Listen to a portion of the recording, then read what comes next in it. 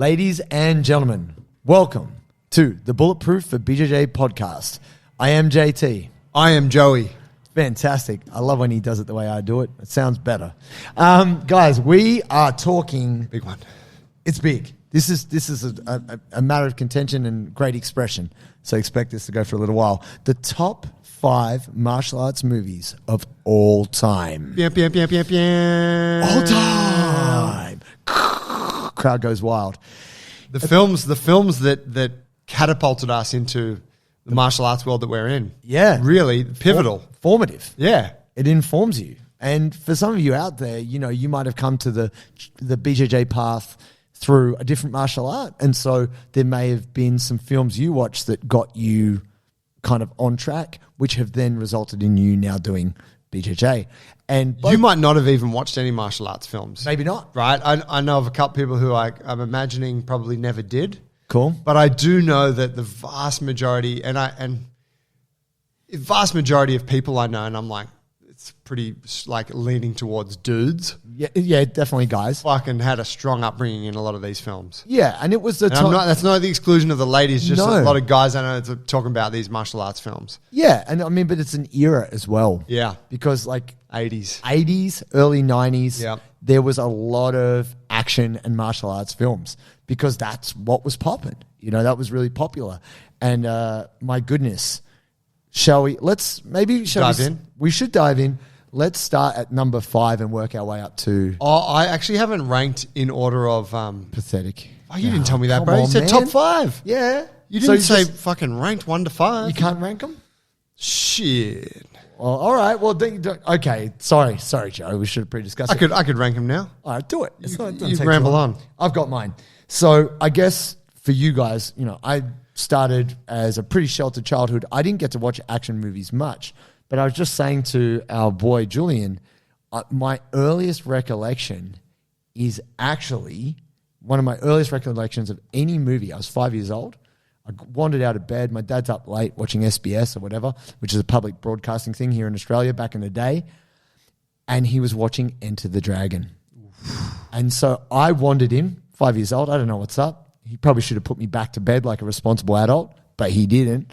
And so he let me sit on the couch and watch Enter the Dragon with him. Oh. So when I watched Enter the Dragon when I was like 12, I remember the scene where Bruce has the slices on his cheeks and his chest from Han. And I was like, I know this. Bullshit, Mr. Han, Man. Yeah, I'm like, I know this. And it flashed me back. I'm like, wow, I actually saw this film when I was quite a young kid. And Bruce Lee has had a huge impact on my life.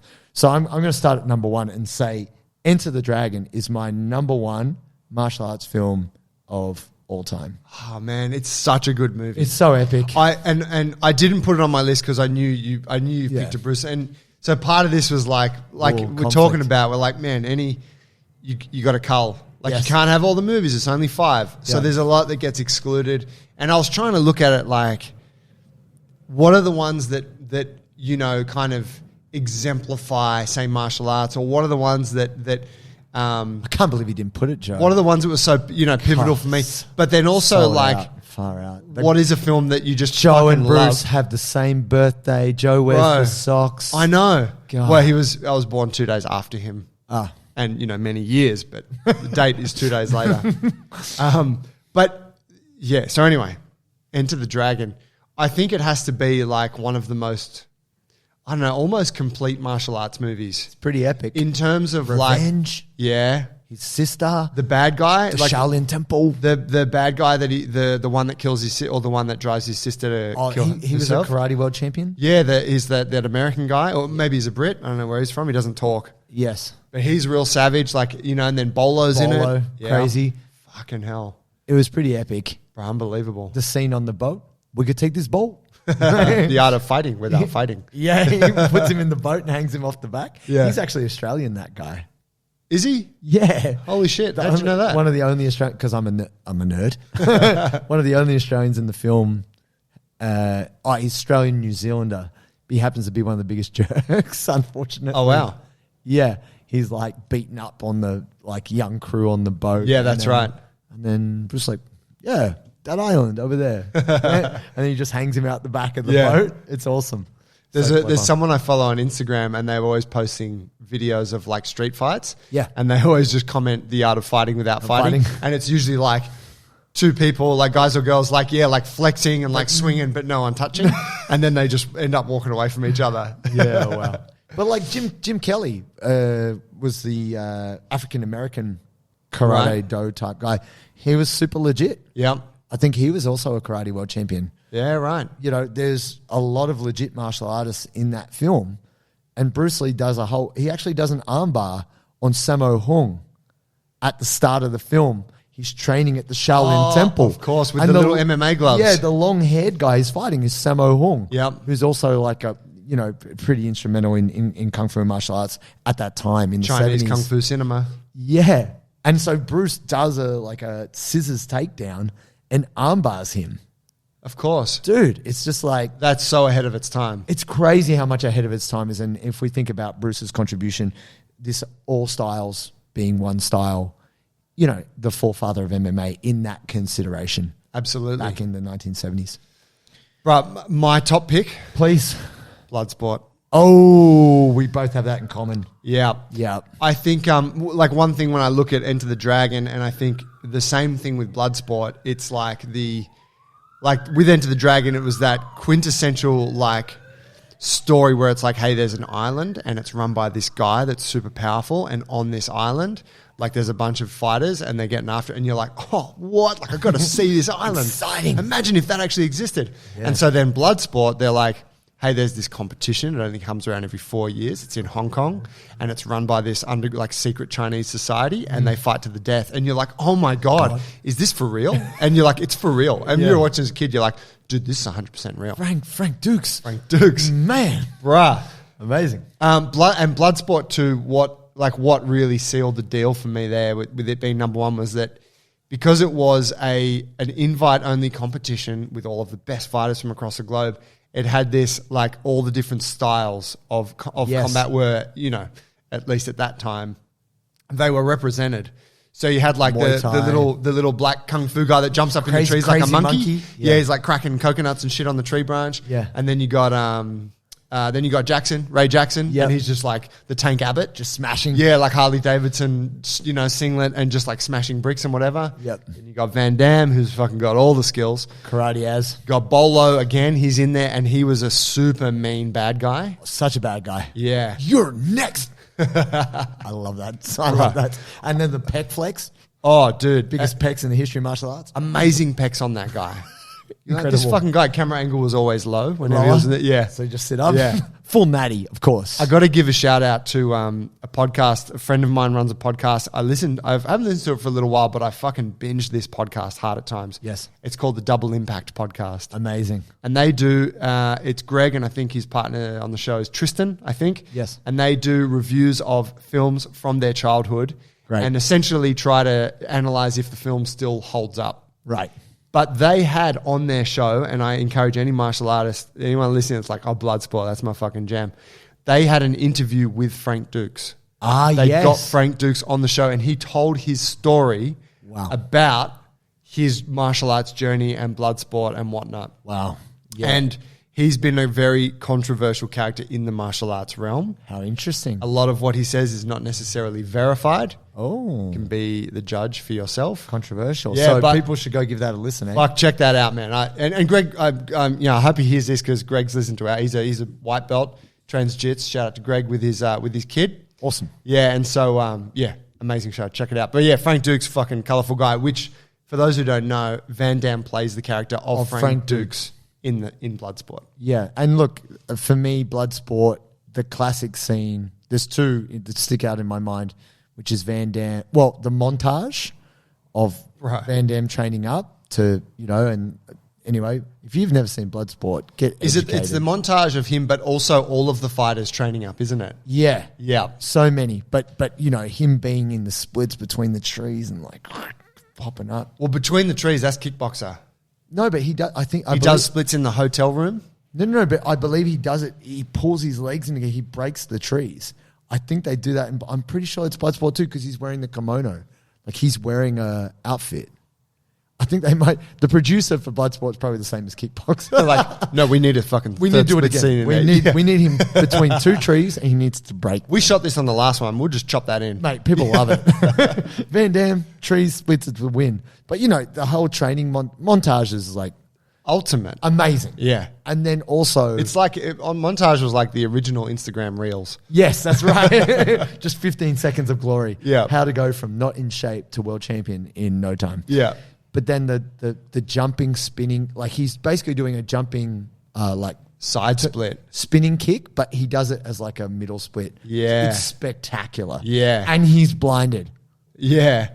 I remember when me and my brother and I noticed that we were like, oh my God, do you see what he's back? Because you're just focusing on the head kick. Yeah. But then you're like, oh my God, he's actually doing the splits midair. In the air. Yeah. Bro. Fuck, so powerful. Incredible. What's your number 2? All right. So so Bloodsport was my number 2, so we can kind of skip on. Okay. So there's that. You want to give me number 3? Now for one that's not so popular with Joey. No retreat, no surrender. Oh, bro, hurts. Dude. Van Damme's first movie, and he's a villain. I fucking couldn't handle it. He's a bad guy. Yeah. But he's actually... He's my hero. I don't want to see him as the bad guy. He's a good bad guy. Like... He does it well because is he Russian? Is that what he is? Yes, he's Russian. But the guys and there's a great scene where because they're doing it's full contact karate and they're going around hijacking very successful karate schools. They basically Gracie storm the school, Gracie challenge. Yep. They bring Van Damme in to beat the hell out of all the top instructors and then say, "You should come to our schools. Your school is terrible." And they come, and there's this kid called Jason who kind of does karate. He's not very good, and his dad is the master. And they come in, and they hijack his school. So they have to move to Seattle. His hero is Bruce Lee. Bruce Lee is buried in Seattle. That's his resting place, right? And so, he kind of said, it's terrible. It's a terrible film, people, but I love it in a terrible way. He kind of says a prayer to kind of Bruce and this vision of... It's very blurry. It's a bad Bruce Lee impersonator with the light shining so you can't actually see. Got the big glasses, doesn't he? Yeah, it's kind of it's a bad kind of, Bruce Lee impersonator person. Yeah. Like, we just need a Chinese guy. He looks Asian enough. Yeah. It's we so got this bad. dude from Korea. Perfect. It's so bad. But then the great thing is he's got this mad sidekick. The guy Jason makes friends with this like slim African-American guy who can break dance. Yeah. Who's hilarious. Who's always cracking little jokes and little shit. jokes. He's just the Classic clown. side character. Yeah, so good. And he's always just there, just like drinking a beer while Jason's training super hard or eating an ice cream or, he's on his BMX and Jason's running past him really fast. And it's dope. It's quite a terrible movie. It's cheesy on a lot of levels. But I saw it when I was quite young and I was like, oh, I love that. I don't know. It just spoke to me as a child. I mean, I can dig it. A lot of these films we're mentioning are cheesy, right? But it's really at the time you're like, oh my God, like Bruce Lee comes to him in his dream, in his sleep and teaches him how to fight. It makes him better. Maybe I could. That's the whole thing. You're like, be me. You're like, that could be me. Yeah. Like if I just think more about this, that could happen. Yeah. It's just like one of those things, I mean, they got Paw Patrol now. But if I have anything to do with it, you'll see, guys. My BJJ and MMA martial arts animation for children will be coming very soon. Yes, he's got a name. Oh, Adventures of Jugo, bro. I mean, I know what it is. I'm asking for the people. That's man. okay. So it's all good. Don't worry. You'll trust me. You're going to find out all about it when it comes. Number 2 pick for me. And this is a controversial one because people will, but isn't it hard to kill? Steven Seagal. Oh, wow. Steven Seagal. I did not see that coming. Perhaps the most out of shape of all martial artists. Yes. Perhaps the greatest bullshitter of all martial artists. Maybe. Like if you greatest hairline. Greatest fucking hairline. Greatest running style.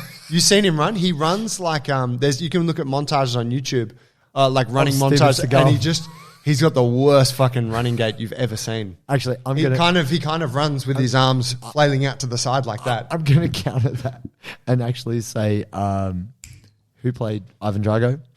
Dolph Lundgren has the worst running style of all time. He made the worst film of all time called Pentathlete or Pentathlon. And there is. I got to see this shit. I'll find a link and we'll post it on our Instagram. Definitely up there to rival Seagal for worst running style. Continue. Sorry. Amazing. Seagal for me was, so back then, I just thought. How old were you? Fuck is, I don't know, what are we talking? We're talking late 80s there. And I didn't see them, I didn't see them when they came out, but I'm guessing like Hard to Kill is like mid to late 80s. Yep. So I probably saw that stuff when I was like, I don't know, 10, 12. 10, yep. So maybe we're talking like 95. Sure. 93, 95. I was born in 83 for reference. But so, and so I had an older brother and an older sister. And so JT and I were talking about before, like school holidays and stuff. You go to the video shop, get all the videos, spend $10 and they'd have these deals like get 10 videos for $10 or whatever. So you just get like, it's like holidays. We're getting the same 10 videos again. Like, I don't know how many times I rented some of these films. Yes. Which for our younger listeners, they just won't fucking get it. They can't relate. It was Wild West back then, guys. Well, look, think this, guys. The amount of time you spend on Netflix trying to find a show you want to watch, we would have spent at least double or triple that time in the video store, walking around. Oh, how about this one? Well, that was part of it, wasn't it? Yeah, the process of finding and compiling the videos you're going to watch. Being in the video store on a Friday night was exhilarating. It was pumping. Just chilling. Like, yo, what's on new release? Yeah. Yo, they got a bit of a deal, 2 for 1. Yeah, bro. It's mad. But so Steven Seagal was like, he wasn't like jacked. No. He had the Aikido thing. And it's what's Aikido? And it's like, man, pressure points and shit. They just touch you and you die. Whoa. And he's ripping people's voice boxes out with his fucking bare hands. Amazing. And so you're like, how can I not love this guy, Yeah. Hard to Kill. I referenced this on one of our previous episodes. Indeed. He gets taken out. He uncovers this corrupt police / politician ring that's going on. And he fucking makes waves and he raises the red flag and starts to make things happen. The political guy, Senator Calabresi, I believe, puts a hit squad out on Seagal and they kill his family. They murder in cold blood his wife and children. Jesus. And they make an attempt on him too, but he survives. Of course. And he manages to rehab himself. Well, he gets helped. I believe it's Kelly LeBrock, the super hot nurse character. How convenient. Yeah, I mean, she just happened to be a nurse at the time. They ended up in a romantic relationship in the film. I don't know if anything happened. Yeah, wild, right? But there's a scene where like she's rehabbed him a bit and he's like getting back into shit, but he's like kneeling. He's got incense. He's like meditating and she's like martial artist, right? Like, that whole shit that we do. Very martial artsy. Yeah. and then next thing, he's taking these little needles and you're like, what the fuck is this? And he's putting these needles into his own shoulder. Whoa. And you're like, what the fuck is that? And so I'm like, man, that's Chinese shit. That's acupuncture. You're that's like, crazy. I never heard of that. Whoa. And he's like doing acupuncture on himself, which at the time blew me away. Revolutionary. The other part about Steven Seagal that makes him get into my top 2 was that his films were extremely violent. Yes. They were not like they were mostly probably R-rated. Yes. So as a 10, 12-year-old, it was like extra juicy because there's more blood. The violence was, I don't know, had a bit more of an edge to it. Yes. Versus like the Van Damme, even Bruce Lee films where it was slightly more M-rated, like slightly less intense. Yeah, well, I guess it's Still pretty fucked up. Definitely. Well, I guess you got to say that's like more of like it is a martial arts movie, but it also leads itself towards action movie too. Like if we're talking American cinema versus Hong Kong cinema. Yes. Which was a bit different at that time, product of the 70s and the 80s, as it changes. Oh, absolutely. But still, I think the thing there is that it's like, hey, this guy's trained in this mystical Eastern martial art. And you're like, holy shit. Like that was the thread. Yeah, of course. No, I'm with you. Take me to, what do you got next? Well, see, here's the thing. I'm already on like number 4 and you're like barely touched number 3. But that's okay because we have one of them in common. I'm going to say Drunken Master 2. Ooh. Drunken Master 1, Drunken Master 2. If you're into Jackie Chan, which you should be, but if you're not, get educated. Look, he's done a lot of great films. There's a bunch of movies. I got obsessed with Jackie Chan when I was about 13, 14. I read his autobiography and I was like, whoa, this guy's a phenom. And I just watched everything by him. But the reason why I love that is drunken kung fu is something he made up. A lot of people don't know that. Did he? Yeah. And people would always come up to him and be like, hey, Jackie, let me show you my drunken kung fu. And he was like, oh, here we go. It's like, and he is a legit martial artist, a product of the Chinese opera system. Like, he went to opera school as a kid and just relentless training, crazy training from a young age. He had I believe, correct me if I'm wrong, he and Sammo Hung and Yuan Biao. Yeah, came through, was it the Beijing School of Performing Arts, was it? That's right. And which was like super hardcore. Last generation to do that. Right. They closed it after that. Okay. But those guys went on to be the formative cinema for Hong Kong cinema and world cinema thereafter. Right. Because they were taught to do gymnastics, they were taught weapons, they were taught break falls, kung fu, every style of kung fu. Probably some acrobatics. They had to dance. Yeah. Yeah, they even had to do the full makeup. Everything. It's crazy. They were only allowed to sleep 5 hours a night. They trained till like 11 o'clock at night. They went to bed and they got up at 5 a.m. and they trained all day. Fucking hell. From as kids. A young age. I remember I read a story once that was on the day their class started. So the day they were like, hey, here are your classmates. Yep. The first task for them, they were put into a room with a table and a chair. And the instruction was you have to put the chair on the table and someone needs to do a handstand on the chair. And no one comes out until it's done. Whoa. Yeah, and it was like, no process, no coaching, just fucking do it. And it was, it was just like that kind of, I don't know, like a bit of a baptism of fire, where it's like, you guys are going to hurt yourselves, you're going to fucking you're going to be headbutting the wall, whatever, do that. And then at some point they're like, all right, you can go to bed or whatever. Yeah, it's really brutal. But you got to think that when he came as a stuntman, Jackie Chan was like, oh, you guys are all soft. You can't do a backflip from 2 stories up with no crash mat? I got that. Let me have it. And did brutally injure himself a lot. The reason why I say drunken master is what is cool about it is it's all the different styles. So Jackie has drunken kung fu, but then he finds a guy who's got stool. There's just some kind of, long-haired, kind of wispy beard-looking kung fu cat just sitting on the side of the road on a stool. It's like, what's going on with this guy? And the guy's like, I won't let you pass unless we fight. And he's got this stool style where he fights you with the stool, which is just an extension of, how there's a nightstick? I don't know what it's called in Japanese or Chinese, where it's like you've got a handle and then you've got the longer part of the stick. Like a baton. Yeah, a baton with a handle. There's a full style in the same way you have nunchaku. Okay. Of that. Yeah. And this guy's using the stool like that, and him and Jackie are fighting over the stool.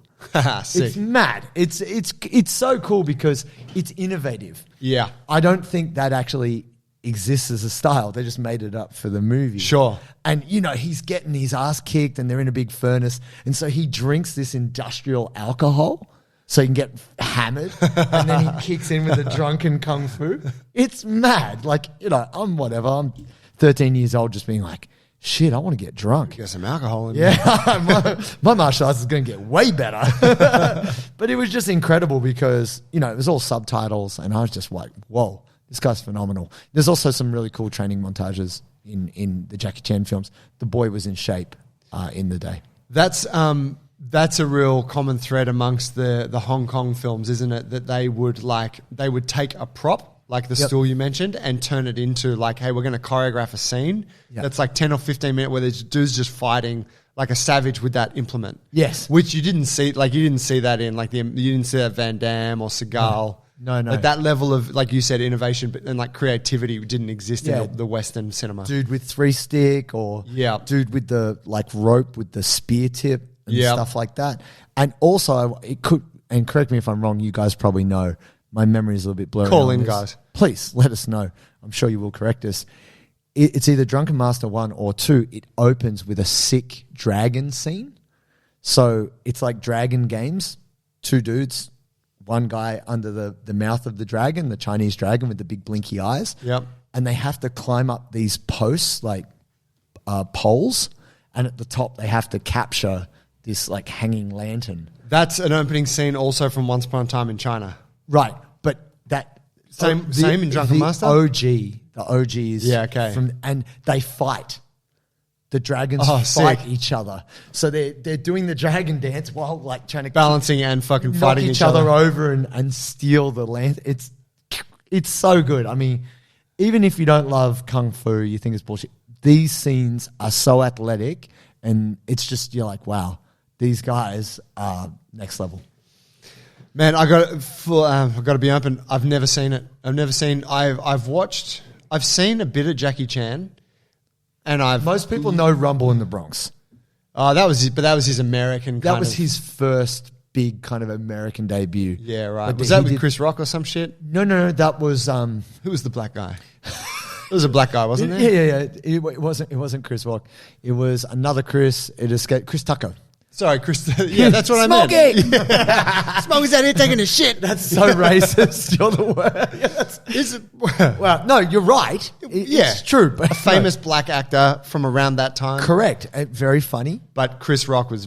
And that was... next generation. Chris Tucker was the OG. Yeah, and that was Rush Hour. Okay. Which a lot of people might only know, which wasn't that long after Rumble in the Bronx. But Rumble in the Bronx is still kind of B grade. Yeah. Like the bad guys are really cheesy. Yeah. You know, the machine guns look really fake. You know, that kind of thing. The stunts are amazing. But yeah, like unless you're a total bloody movie nerd, kind of like me, you may not be across some of these older movies. Number 3 pick for me, and this was in the list, I'm like, I gotta, we're talking about it. We didn't reveal them to each other, but we knew we're going to be treading on each other's toes a lot here. Yeah. So I wanted to throw something in that I'm like, I don't know if you're going to know this. And I don't know if most of our listeners will know this film. Blind Fury. Oh. Blind Fury starring Rutger Hauer. Oh, Dutch actor. Wow, okay. Rutger Hauer, more famously known for playing the key bad guy, the key replicant in Blade Runner. Oh. Blonde-haired dude. Yeah, right. Also was in another awesome cop film, futuristic, called Split Second. But Blind Fury, he plays a blind swordsman. Whoa. And he walks, and and he's a real nice guy. And because he's blind, he's getting taken advantage of everywhere he goes. Yep. And he has this stick that he uses, and it's like his walking stick. It's quite long. It's like a staff. Yes. And, in a few key moments, she fucking unsheaths this enormous sword and just slices and dices. like to the sickest degree. Amazing. The film closes, then there's I remember the bad guy, and it's like a real bad guy. And in the final scene, should I give the final scene? Oh, no, I don't want to ruin it for folks. No, that's fine. But it's allude. It's just one of those ones where you're like, holy shit, I didn't see this coming. This guy's a fucking killer. Yes. And it's just that classic like American thing where everywhere, like American cinema thing where everywhere he goes, it's like kind of funny. People are taking. There's a scene where he goes to like a taco stand, and there's like some like kind of like, I don't know, gangster dudes, LA sort of homeboys there, and they're like, oh hey man, like they see he's blind, and they're like, hey man, you got to have some hot sauce on your burrito, man. And he's like, oh, okay, yeah, sure, that sounds great. And then he goes, yo, man, do you want mild or hot? and he's like, oh, mild, please. And then they just load it up with hot sauce. Yeah, shit like that. And then he just fucks them all up. And you're like, that's the sickest. Yeah, great. That's cool. I mean, I would love some people to check that out and let us know what you think of Blind Fury. Well, I was going to say, that sounds very similar to Zaiuichi. Zaiuichi? Do you know this? The fuck is that? Come on, bro. The blind swordsman. It's an old Japanese legend. Okay. I think they might have taken I would say it was a page out of that book, which it sounds very similar. You got this old guy just wandering around and everyone's just taking advantage of him. But he's a masseuse. He's really friendly. But anyway, we won't get into it. But there sounds to be great similarities. They remade Zaiuichi very recently with super graphic animated blood. Ooh. Yeah. Like an anime film? Manga? Like, no. It's a movie. But like when he slices a dude, it's not just here's some bleeding. It's gushing. Yeah, right. Like kind of like they've taken like the manga vibe and then applied it to like real shit. Oh man, incredible. So if you like that, The Blind Fury. I didn't even think of any manga films, but Ninja Scroll. Oh, Ninja Scroll. Not on the list, but that's a fucking great film. It's a great movie. Yeah. Yeah. I mean, we could probably just do an episode on manga. Oh, down the track. We'll go there another time. Now, we did touch on this before. Joey had brought up a relevant topic, but I've changed it last minute. We've got a new entry. You didn't know this one was coming. Ooh. Ninja Turtles. That's right. I fucking said it. Better believe it, people. That is a martial arts film if I ever saw one. Pizza Dude's got 30 seconds. Bro, I fucking watched it like 6 months ago. Dude. We watched it with our daughter.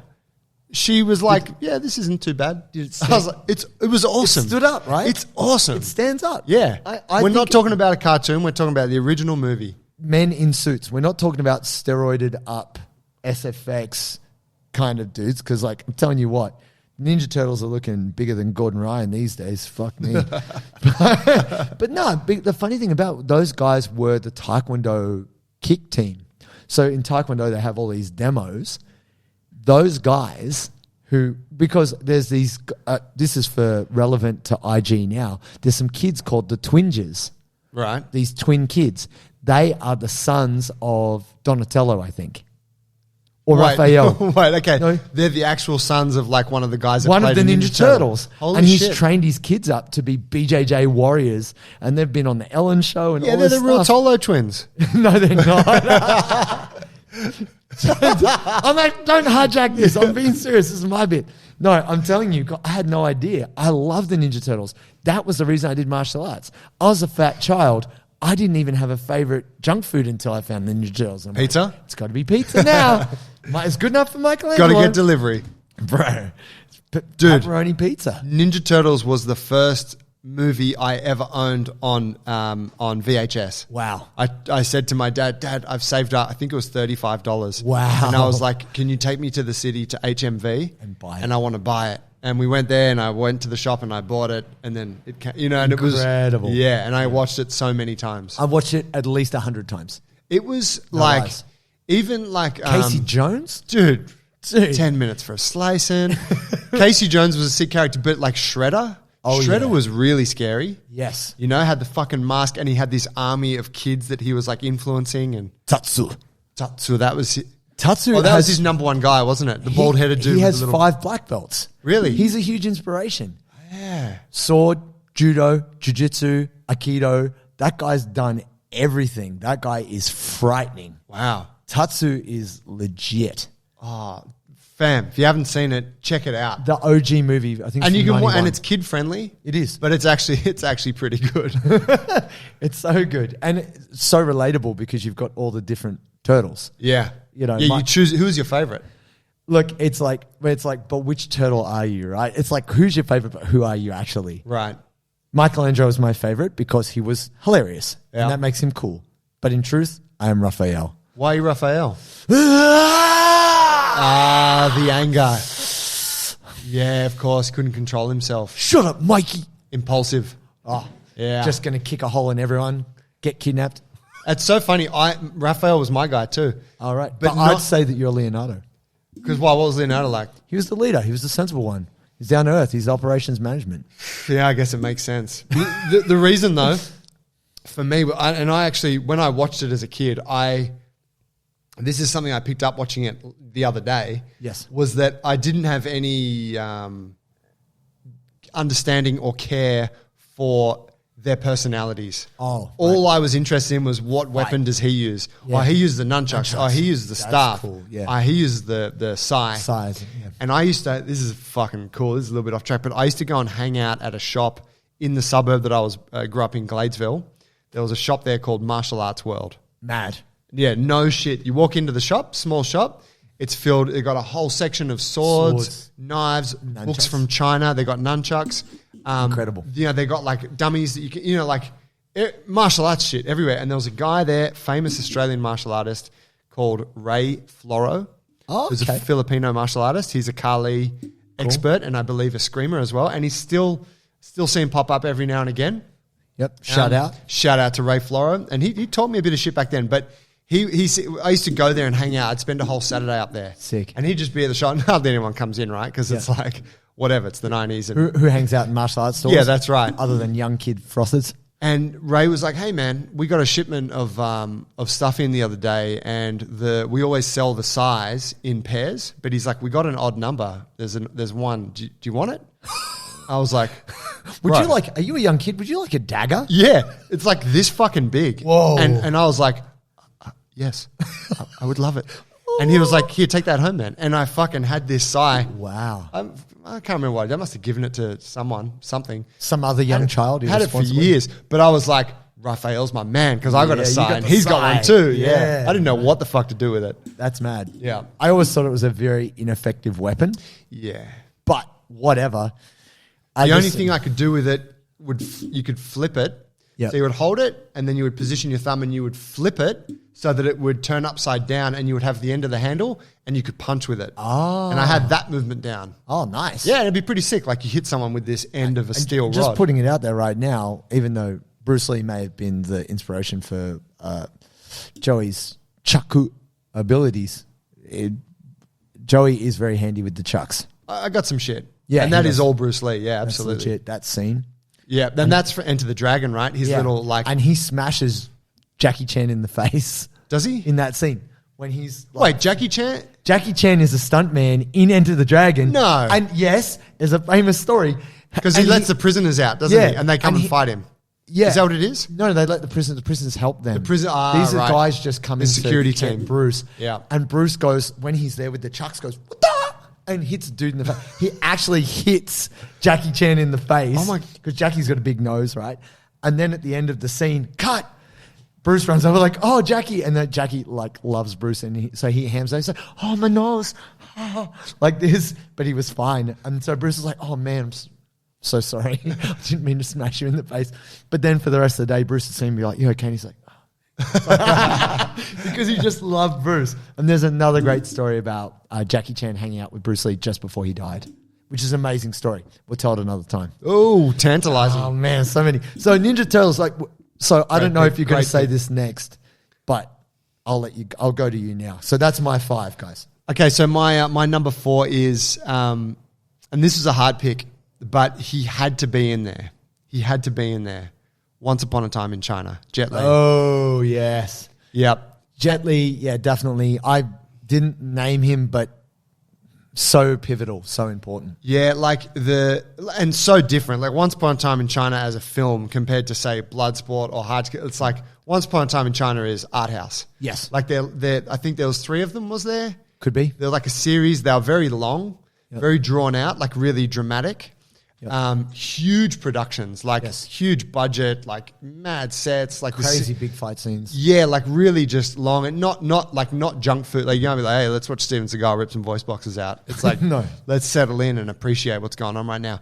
But the Jet Li had it's that same thing that Hong Kong like cinema kung fu where the choreography is just on another level. Yep. And there was some quality to Jet Li that was just like.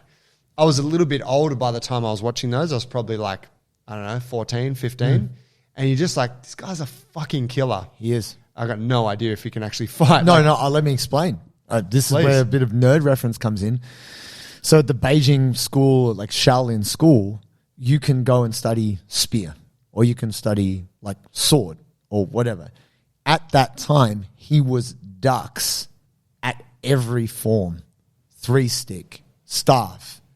You know, all the forms you see, like it's pretty much like a floor routine in the Olympics. He was the best in China at every discipline. Oh, wow. So he was exalted. Like everyone was like, oh my God, this guy is the Michael Jordan of Shaolin Kung Fu, which at that time he was undoubtedly. That's why he was such a star in China because everyone was like, he has the best Kung Fu. No one can fuck with this guy. Wow. And that was 25 years before he got any Hollywood shine. Yeah, right. Romeo Must Die or any... Like, it was so late in his career, he got any Hollywood acknowledgement. Yeah. So he was absolutely the man. Oh, how about that? Man, there's a scene in that film, and I mean, the whole premise of it, I guess they followed a lot of... like, they tied the story into history quite well. Yes. But it was always like there's the American, the colonizers. Yes. And they were always a part of it. And the film, if I remember, it's based around like conflict that stirs up in his village with the local Americans, some sailors. Yes. And then that just sort of spurs on the whole thing. And he like runs a martial arts school and he doesn't want to get involved, but he has to. Of course. But there's a scene, and I don't actually remember if it's the first one or a subsequent Once Upon a Time in China, but he fights he's fighting like down kind of on the edge of the beach, and there's like a platform, almost like a stage that's been built, and there's all these bamboo sort of pillars that are coming up out of the sand to support. Fighting across them. Yeah, and all he has is he's looking around for a weapon, and there's a huge like bucket of water. Yeah, and and there's a long sheet in it. Right. And he's got this wet sheet, and he like whips it up, like he spins it. Yep. And then he starts using it like the spearhead on a rope. Yeah. And he's like, and this thing, it's so long and so heavy. Whipping. And it's whipping through and like destroying these bamboo supports. That's awesome. But just the way they can turn that into a fight scene, you're like, that's fucking sick. That's amazing. Like the power on the end of this wet sheet. Yeah, is insane. Yeah. Don't try and laundry fight Jet Li. He'll mess you up. Well, quick last one for me. And this is maybe somewhat wild as well, but I wanted something that was like brought something new to the game. Ong Bak. Oh, yeah. New school. But incredible. like shit film. Well, Not no, shit. I'm going to say it's a great film because it was funded by the Thai government. It's a Thai production. Is it? It's not Hollywood. I mean, absolutely. Yeah, of course. So it's a B B grade, film. yeah. But the fight scenes and Bro, the fight scenes. Tony Jaa. And also like the premise of just like him, he's a village boy. Yeah, he's simple. Yeah, he's just trying Buddhist. to. Yeah, he doesn't want to wanna fight. But then next thing he's running up, like jumping up on like mounting someone's collar, like mounting someone's chest, and then elbowing them in the head. elbow. Yeah, like you're seeing this Muay Thai shit that you're like, man, I've never seen. You don't see that in movies. So dynamic. Yeah. Incredible. I'm glad you mentioned it actually because I guess I don't think of it as a classic film, but when I saw it, I was like, this is some of the most impressive display of athleticism martial arts because the chase scenes are very reminiscent of like a Jackie Chan film where the mob's chasing him and he just slides in the splits under a car, gets back up, keeps running. Yeah. Or jumps up and runs over the top of the bad guys. Not like, what? Just running, a circle of barbed wire. I'll pike. Run and do a pike through the middle.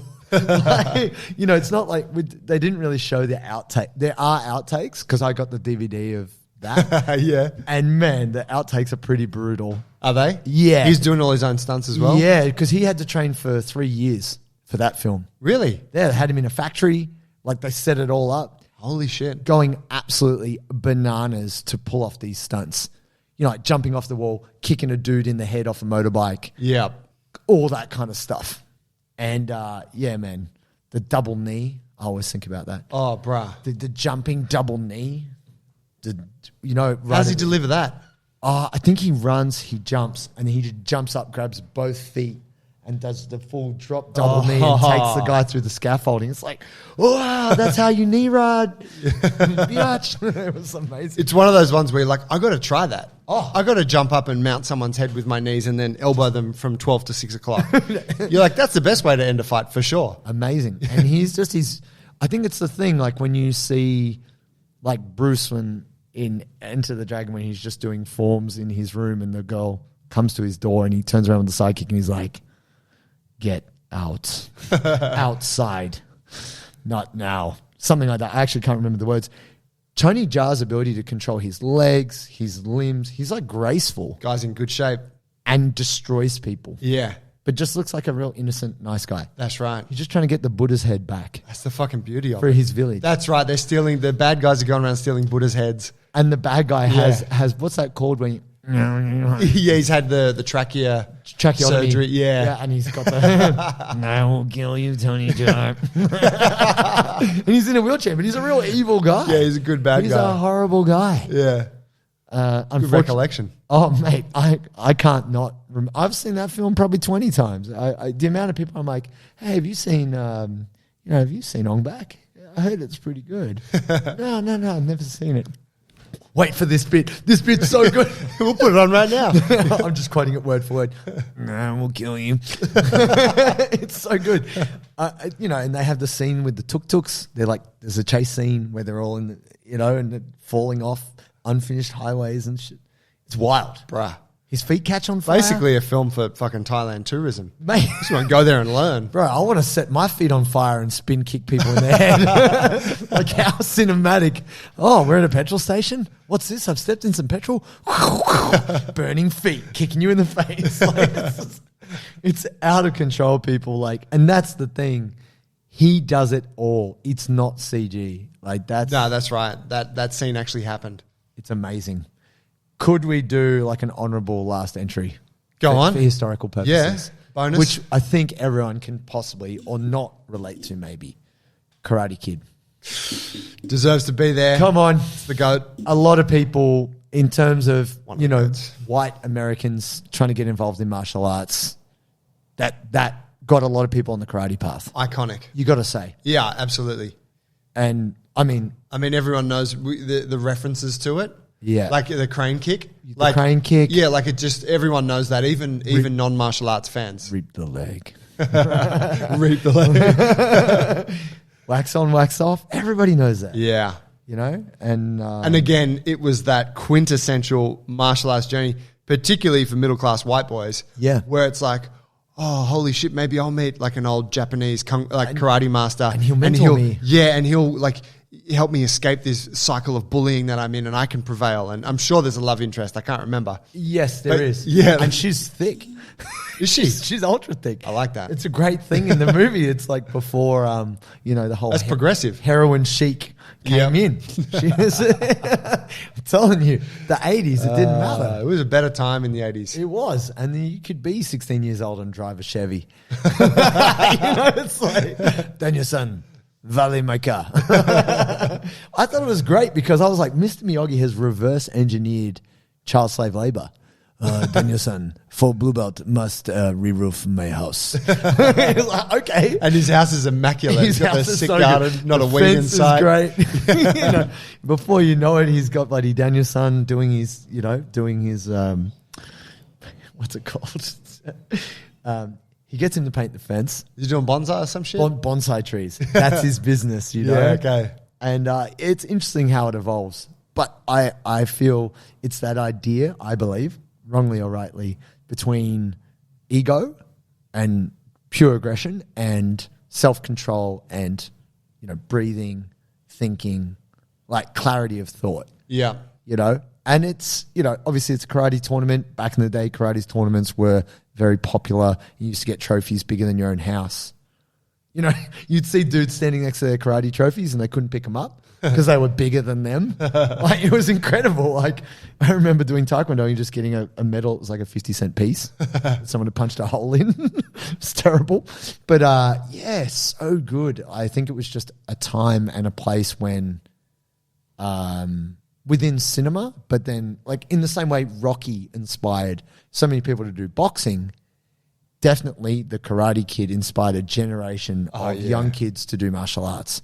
And that, for me, I think that's what's so powerful. Part of the reason why we're talking all this stuff, guys, whether you can relate to this chat or not, is if it wasn't for these, like us being impressionable, but also seeing these films, maybe we wouldn't have done martial arts. Yeah. Maybe we wouldn't be where we are today. Absolutely. And so if there's something like that, whether, people are like, yo, Mr. Miyagi got cancelled. Yeah. Because... Hey, Steven Seagal's a sex tourist in the Philippines. Yeah. Apparently. Yeah, well, he's over in Russia right now helping Putin out. Yeah, right. So it's like, all right. Okay. But yeah, like We're not saying he's a good person. That's right. But that film had an impact. That film at that time... Double impact. Double impact. Yes. We do think the same, people. We might say different things, but we think the same. Man, it's inspiring. So I know I watched Karate Kid later on, but even then I was like, wow, that's cool. It's a cool thing to connect to. Fucking hell. Epic. Fam, I hope you guys go and watch some movies. If you haven't seen some of those, please go and watch them. We'd love to hear what you think about them. So good. You can comment. You can get us through the website, bulletproofforbjj.com, or you can just comment. If you're watching it on the podcast on YouTube, you can comment there. Please do. Or you can hit us on the Instagram at bulletproofforbjj. But yeah, we'd love to hear what you think of those films. If you think they're shit, if you think they're awesome, whatever, come at us.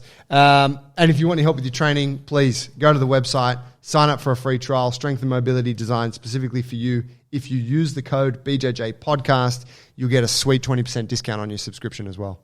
You. Thank you, brother. Nice. Thank you. Cheers, fam. Peace, guys.